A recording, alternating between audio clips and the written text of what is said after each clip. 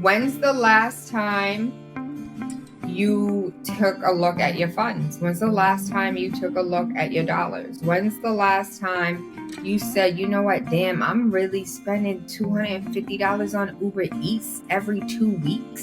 It's $500 a month in Uber Eats. That's $500 a month that could go into savings. And maybe it's not that high. Oh, well, I only spend like $60. What's 60 times 50? Because that's what you're spending a year. And that's what could be in your savings, a high yield savings, getting you some cash back. So really take a look at what are you spending your money on. And then when it comes to your credit, the number one thing that affects your credit is whether or not you're making payments on time. Are you making payments on time? If not, why not? Put it on auto payment so you don't even have to think about it. Welcome to Get Your Coin Sis podcast, the audio show designed exclusively for you. I'm Nell Latrice, your host and fellow mom on a mission to empower, inspire, and guide you on the path to financial independence. Tune in for expert advice, real-life stories, and actionable tips to help you secure the bag and truly get your coin, sis. Because you deserve financial success and stability. Let's thrive together.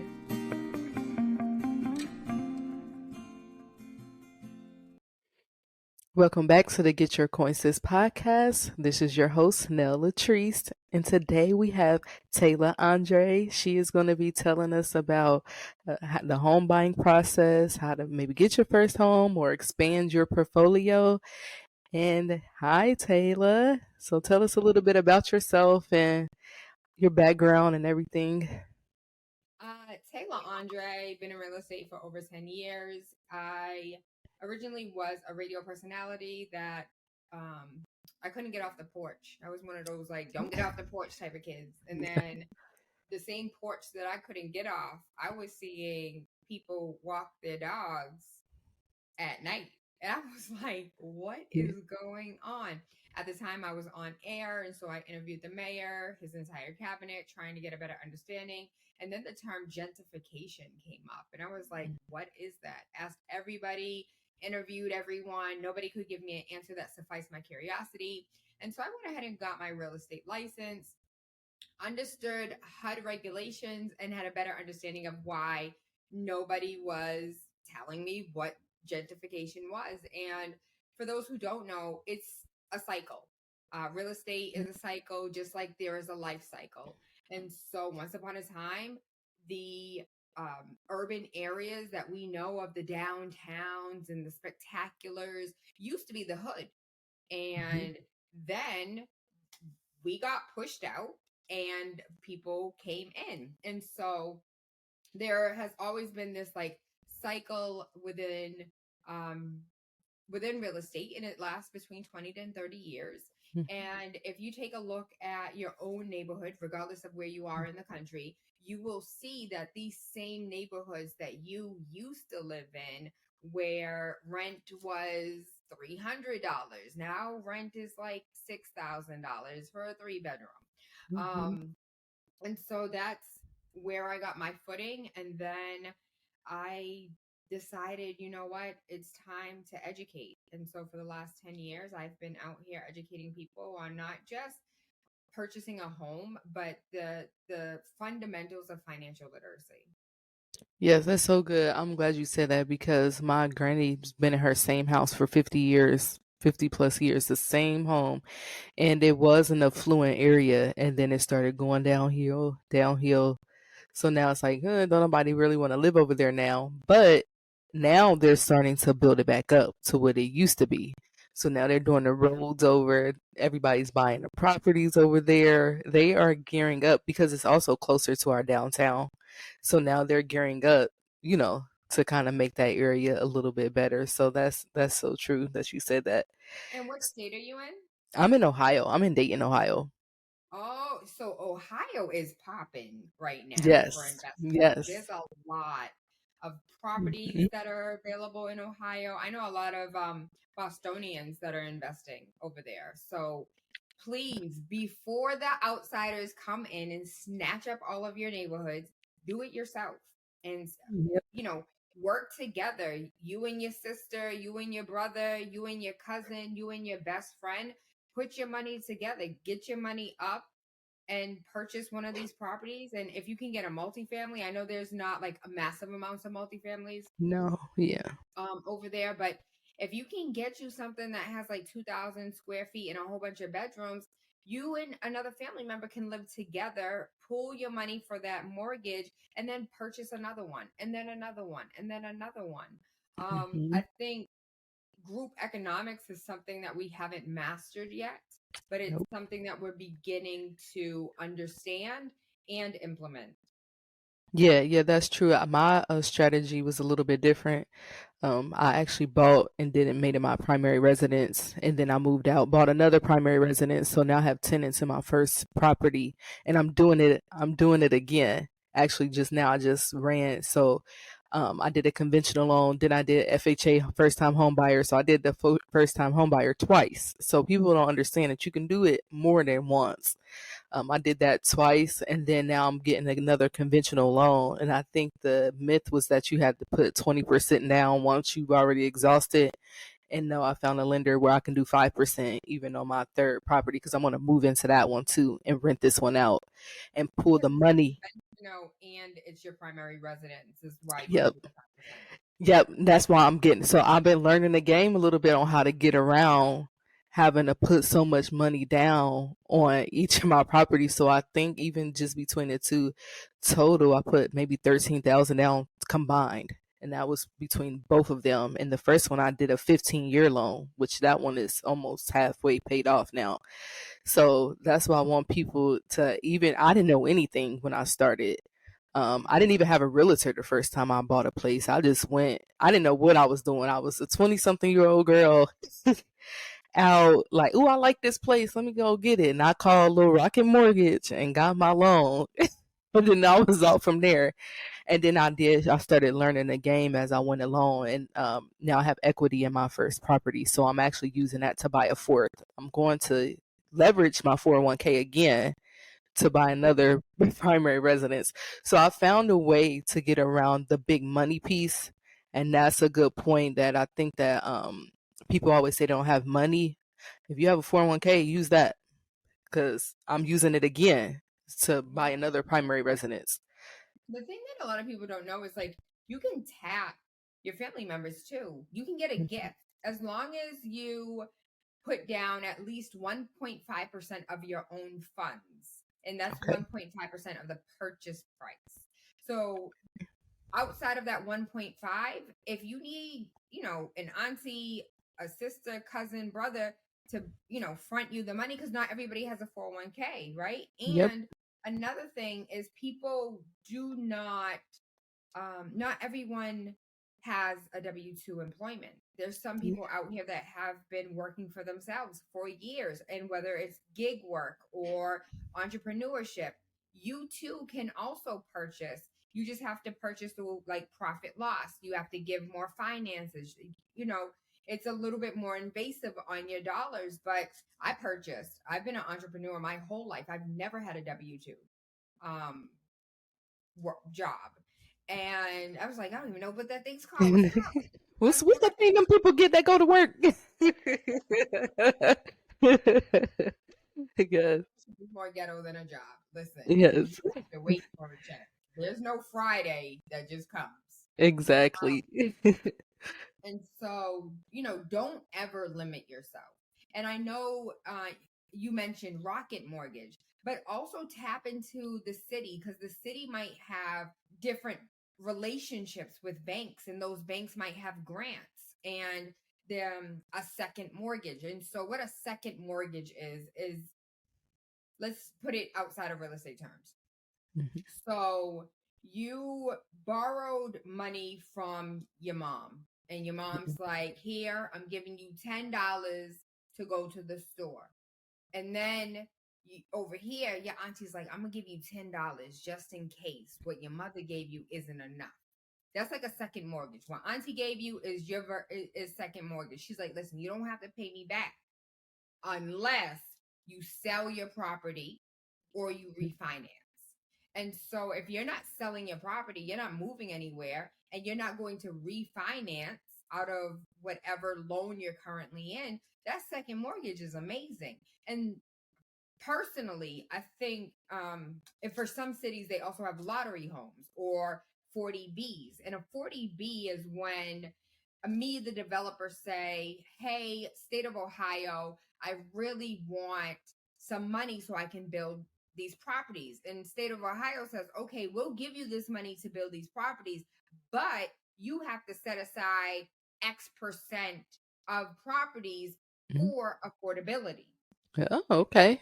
That affordability now becomes like you get 10 people to, put their information in for a lottery. One person gets the house. And people are like, well, I don't like lotteries because they're deed restricted. I don't get to do this and I don't get to do that. What you get to do is A, become a homeowner, B, have a lower mortgage than your rent would have been. So you could stack away some money so you can go purchase something else outside of like your personal, outside of a FHA, and go ahead and be able to have the cash or the capital to purchase an investment. And so there's definitely avenues out here. There's ways of getting around like you currently not having money. And there's also my favorite thing in the whole wide world is a FHA 203K. Yeah. This is where you buy the ugliest house in the best neighborhood, and then you build your dream home. So let's say, for instance, Ohio, you're pre-approved for $200,000. You found a house for $100,000. You now have $100,000 left to use to make renovations to that home. Yeah, that's And good. the craziest part about a 203K is, let's say, for instance, you found a lot and the lot has a foundation. That's it. Just like there's Mm. nothing. It has a foundation. You can build on top of that foundation. Okay, so basically you can get you a new home too, doing it that way. I didn't know that. That's really good. That's good. I didn't know that information. See, I'm gonna have to explore that. I do already have a FHA, but I know that if you move so far out of the area where your current yes, yes, where your FHA is, I think Ohio, I think here when I looked into it, it had to be like 70 miles away from where I got my first FHA loan. You can get a second one. And that's what I didn't Or know it too. can be for work, No, yep. or it can be because your family structure changed. Like Yes. your husband's mom, your mother-in-law now needs to move with you, or your kids are grown and you're downsizing. If your family structure has changed, that's also another reason why you can come out of your FHA. Yes, yes, I didn't know any of those things until I was looking about my third place and my loan. He was like, "Well, how far are you moving away from the first one? We probably can get you another FHA loan." I'm like, "Oh, really? Well, let me see how many miles this is." So that is so good because I'm learning a lot of things as I go. So, what are some of the biggest mistakes that first time home buyers make? First, thinking that they have to put down 20%. Second, not choosing a real estate agent that is dedicated to their needs and someone who's like chasing the bag. So, chasing the bag is great, but when you're in the service industry, your first priority is to serve your client. And so not, all agents are out here to serve. And so making sure that you interview who is your best fit, who is going to have your best interests at heart. I would also say one mistake that first time home buyers make is not falling in love with potential. Now, there a fine line between, you know, the foundation is cracked and dilapidated, and all I really need to do is like change the fixtures of the water faucet and change the paint and change the like little things that don't cost a lot of money, and you're like, oh well, I don't Mhm. like the yard. In what sense you don't like the yard? It's like it's one thing if you're like, I don't like that they don't have a fence and I have young kids. Okay, then you can you can make a fence. Mhm. That so being hung up on the little things. Now, that's not saying that I don't want you to have standards. I absolutely want you to have standards. If you need a 3-bedroom, don't sit here and purchase a 2-bedroom. Mm. If you don't want a yard because you're not going to go outside and rake the yard, then okay, maybe a condo is better. And so it's like, don't lower your standards, but also don't bypass a good man because he's short. Yes, that's a good. I love that analogy.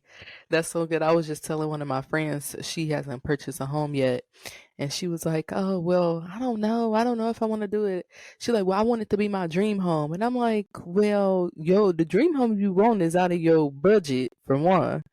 So it's just like maybe you can get into the starter home, build up the equity there, and use that money towards your dream home." I'm like, Maybe "But you're she needs a 203K where she can yes, use her whatever she's pre-approved for, find something that's less than that pre-approval amount, and build her dream home. yes, yes. And that's what I was telling you, you're not going to always walk right into finding your dream home. Like some people's, I think, view of buying a home is kind of skewed. So I'm like, maybe you need to rethink that. But I try not to tell people what to do anymore because they don't listen. So I was like, girl, do what you want. Because she wasn't listening to me on the home buying part. So what could you give advice could you give to somebody who is on the fence about buying a home and they're not sure, because they have a lot of doubts? What kind of doubts do you have? And are your doubts based on merit, or are your doubts based on emotion? Mm-hmm. So if your doubts are based on merit, whereas like, I don't know if I have enough savings, or I don't know if I'm going to stay in this state, Mm-hmm. or I don't know if we're going to be married, then your your hesitation sounds like it's based on merit. Now, if you're saying, I don't want to leave, name a town in Ohio. Uh, you can use Dayton. It's a smaller Dayton. city. I don't want to leave Dayton. But your pre-approval amount takes you to Phaeton. Like, you might need to go to Phaeton Mm-hmm. because you can't live in Dayton. So I think that's superficial to me. Like, when Mm-hmm. you think historically about humans, we went where the food was. We went where the shelter was. Mm-hmm. We were nomads. We traveled where we needed to go to get the things that we needed. Mm-hmm. Today we so stationary. It's just like, oh, I don't want to move 2 blocks because I've been here my whole life and I don't want to leave from where I've been. And so the only reason where I think that's even acceptable is if you have anxiety that will cripple you. Other than that, like, think about, do a pros and cons sheet. I tell my clients all the time, listen, pray about it, and then let's talk about it. Because I think we do a whole lot of talking without consulting the one, person, place, thing that we should be consulting, and that's Yes. the individual that put us here on this earth. And so I don't think that God ever put anything on your heart that you're not meant to chase if that's what you want. And if it's not what you want, I'm never forcing you into home ownership. I'm never forcing you into something that you don't want yourself. I have a folder full of clients like, Tayla, I'm ready to buy. Tayla, I'm ready to buy. Okay, cool. Crickets. Yeah. So when you're ready, I'm ready. Yep, yep. You can't push them into that. So, what about the people who have lower credit? How can they prepare to buy a home if their credit is not where it should be? I would say the first step of preparation is to manage your money. When's the last time you took a look at your funds? When's the last time you took a look at your dollars? When's the last time you said, you know what, damn, I'm really spending $250 on Uber Eats every 2 weeks? It's $500 a month in Uber Eats. That's Yep. $500 a month that could go into savings. And maybe it's not that high. Oh, well, I only spend like $60. What's 60 times 50? Because that's Mm-hmm. what you're spending a year, and that's what Mm-hmm. could be in your savings. A high yield savings getting you some cash back. Yep. So really take a look at what are you spending your money on. And then when it comes to your credit, the number one thing that affects your credit is whether or not you're making payments on time. Are you making payments on time? If not, why not? Put it on auto payment so you don't even have to think about it. Set it and forget it. It pulls out of your bank account. Are you spending too much money going to brunch with bottomless mimosas? Are you spending too much money on bundles? So now let's be honest. There are some people that they are doing the best, better than everyone else in their family. And because they're doing the best and better than everyone else in their family, they are the crutch for their family.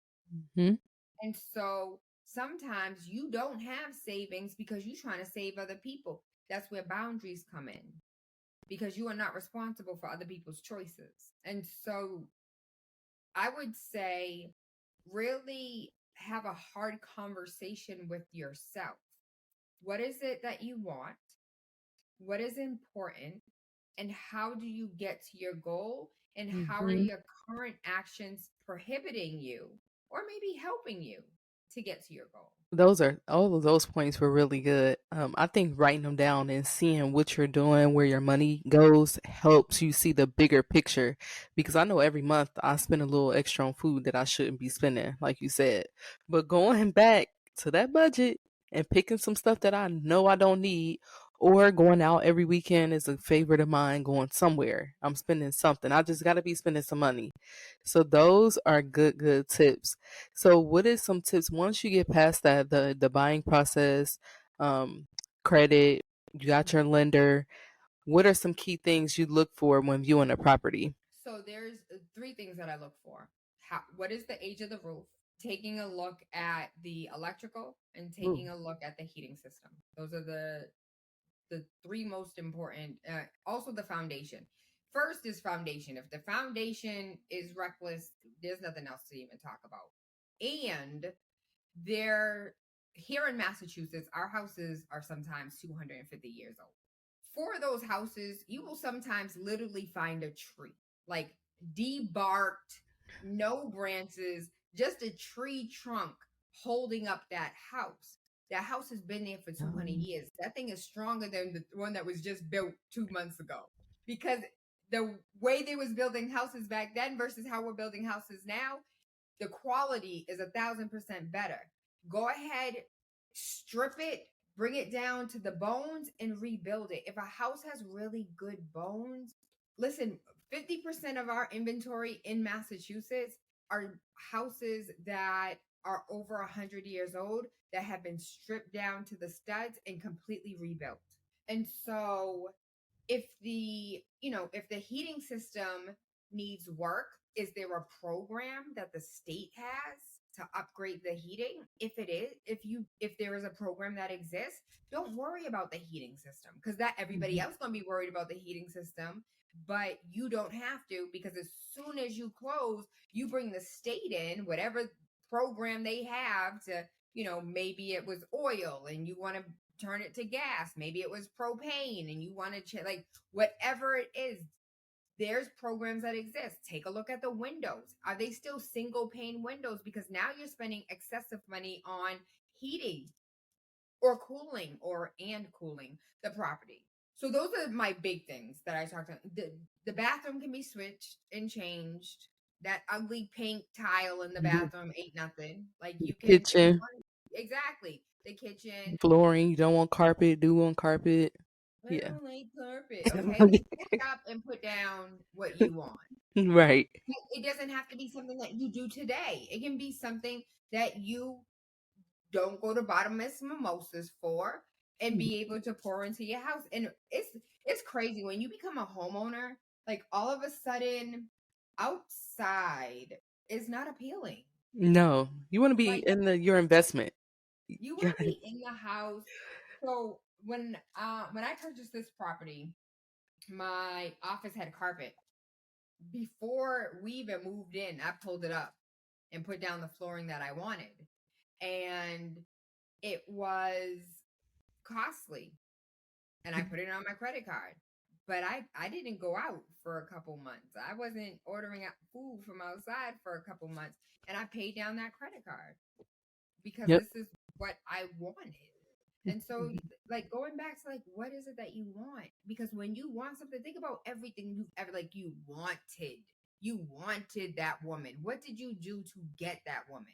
What extremes did you take to obtain it? You have to want, not just in housing, that you have to have that same passion for anything that it is that you're striving for, and then go for Yes. it. Because it's nothing to say, I've when you want to go on vacation, what do?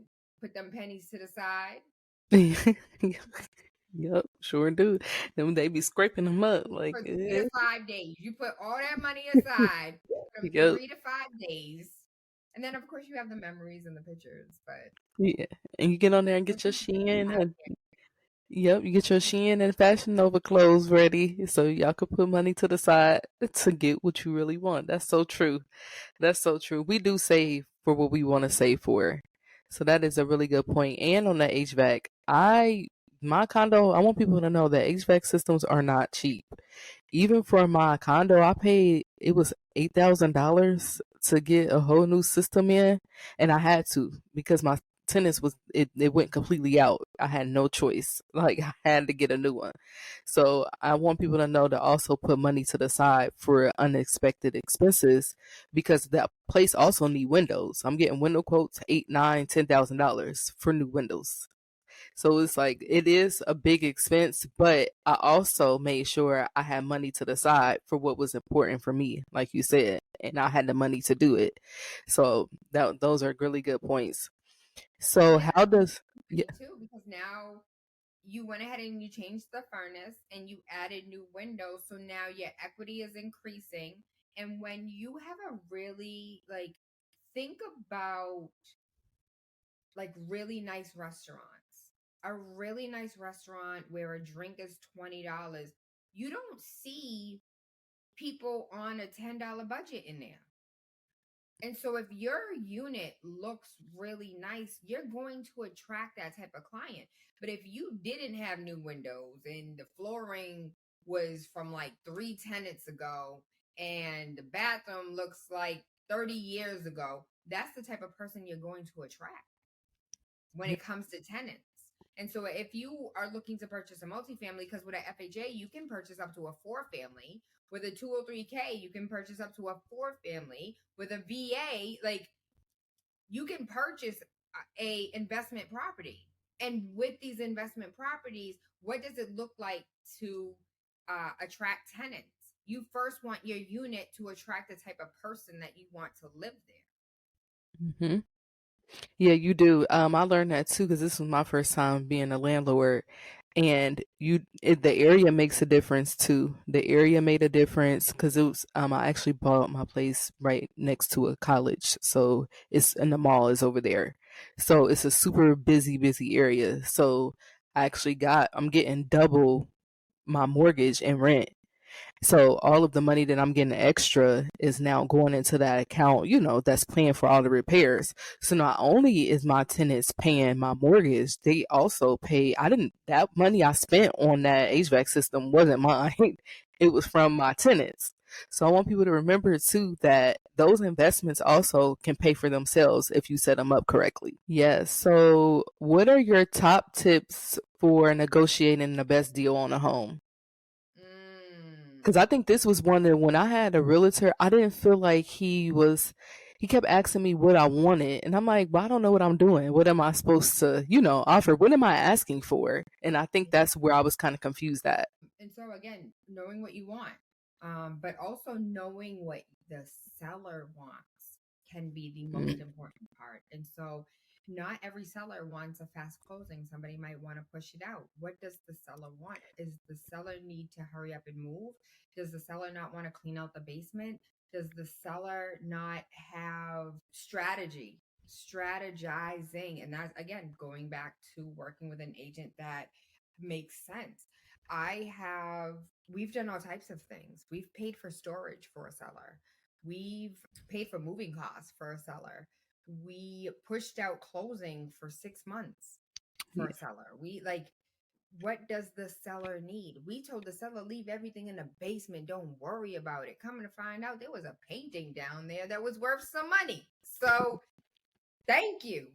And so there's like it's negotiation. It's the art of negotiation, asking the right questions, finding out what the other side wants, and understanding that not everybody's going to be happy. But as long as we can meet in the middle and get this thing done, when we were supposed to start our interview, I was on the call trying to negotiate because everything the seller said that she was going to do, she don't want to do it right now. Mm-hmm. Okay, what do you want? I know. Well, I feel like you guys are getting everything. You gave us everything. We didn't even ask for it. You gave it. So we took it. I'm not understanding what the problem is. If you were willing to give it then, why are you not willing to give it now?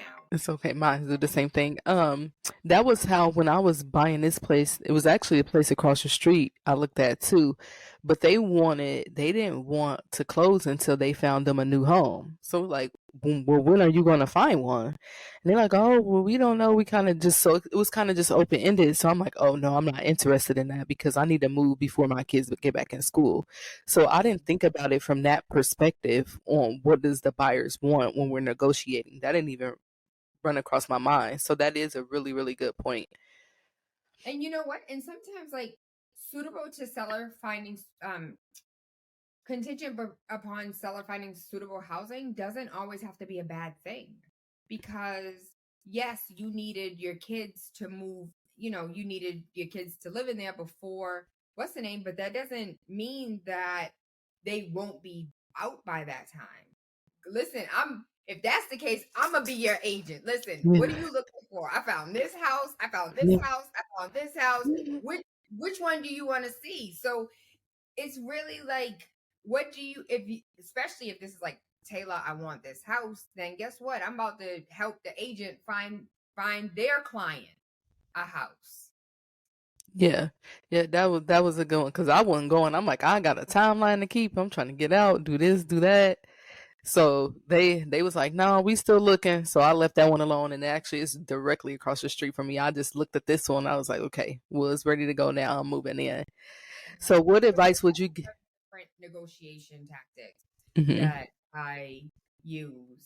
And so that, that's not all of them, but I also understand that not all of the different tactics would work. It really depends on what the other side wants. And that's where proper communication and relationship comes into play, because sometimes the agent, if you have a relationship with the agent, or if you're able to build rapport with the agent, they'll share things with you. Like, listen, this client is getting on my nerves. They really want X, Y, and Z. You think your client can do ABC. And then, you know, they try to say that agents aren't needed. The way y'all can't hold your emotions, y'all need help, okay? You Yeah. need intermediaries. No, you do. You do need them because I've seen a couple things now. Then I'm like, I don't want to buy from them. It's been a couple situations. Luckily, because I went through 3 realtors before I found the one that I felt matched, with how I flow. So I was like, I learned a lesson too because the first time I didn't have a realtor, but the second time I didn't know what to expect. So now I know how to look for a realtor when I'm trying to purchase a place. And I do believe your personality has to match. Something has to flow there when you pick a realtor. So I learned a lesson Let me there. ask you this question. Uh-huh. What did you look for when you was looking for a realtor? So when I first found a realtor, I picked my realtor based off of recommendations. So they was like, this person is highly recommended, blah blah blah. I'm like, okay, great. If everybody's recommending this person, then I'm going to use them. But just because they come highly recommended does not mean that they were a good fit for me. So that's what it ended up being. They were great with other people, but for me, I didn't like the way things were flowing. So I got with the next realtor, but he was kind of pushy. I didn't like how every time I just felt like every property I went to, he wanted me to buy it. I don't know. It was just I wasn't feeling the vibes. So then the third realtor that I found, he was great. He was thorough.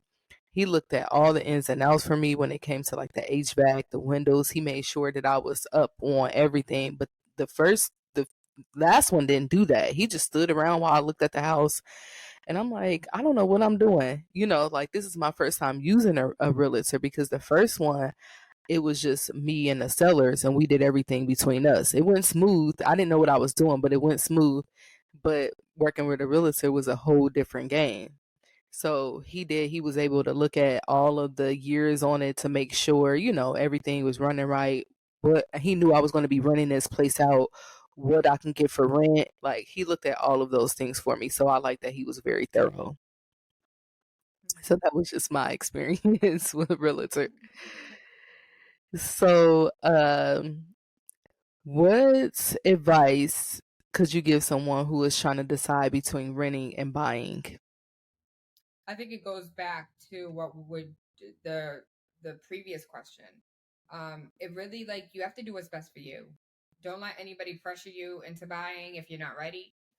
It is a lot of responsibility. It is a heavy lift. It is, especially if you do a multifamily or if you do something that where you can get residual income. You have to account for that. The toilet goes, that's on you. The faucets mess up, that's on you. Like, there is no, so I make jokes all the time with my tenant, and I'm like, better call the landlord. Yeah, It that'll ain't be me. me. You better call the landlord. But it is me, right? And so you got to do what needs to be done, period. And if you're not ready for that type of responsibility, don't do it. If the Do it. roof starts leaking, you can patch it up if you want to. You can put a little tape on it, but understand putting a band-aid on a gunshot wound is going to lead you to more problems. And so even though you put the little tape over, the leak, or you put a bucket down, it's causing more damage to the exterior and the interior, which is going to cost more money in the end.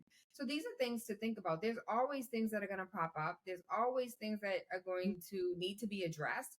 And if you mentally, emotionally, financially are not ready for that, then maybe you do want to purchase. You just want a condo instead. Yep. And so that's another option. I'm like, okay, great. You don't want to deal with a yard. You don't want to have to do this. You don't want to have to do that. Then get a condo. Well, I don't want a condo. It's like living in an apartment. Mhm. Okay. Do you want to live in an apartment that you own and build equity in? Or do you want to live in the apartment that you live in now? Because either way, you're going to be living in an You're apartment. gonna be in an apartment either way. And that's so true, because my tenants just text me this morning, and I used to have my emotions in it, like, dang, here's something else, it's always something. But then I had to learn to remove my emotions out of that. It just need to be fixed, fix it, and move on. It's like, it's a write off at the end of the day on my taxes. That's how I always look at it. As soon as they call me, I'm like, okay, I got another write You're not off. even paying for it at Yeah, that I'm point. not even paying for it. It's another write off. So that's how I think about it. And I did learn how to be a DIY person. Oh, I know how to change out toilets, closets. I didn't know how to do that before. But when you buy a place, you start learning those things and kind of, getting in there. And also, I wanted to know when people was fixing something, I wanted to know what they were fixing and how they were fixing it so they Mhm. don't get over on me. Because I had one person get over on me that didn't need to. So once I started learning that too, it's been easier because now I know what I'm talking about and I know what I'm doing. You know what George Bush said? Fool me, can't fool me again. Yep.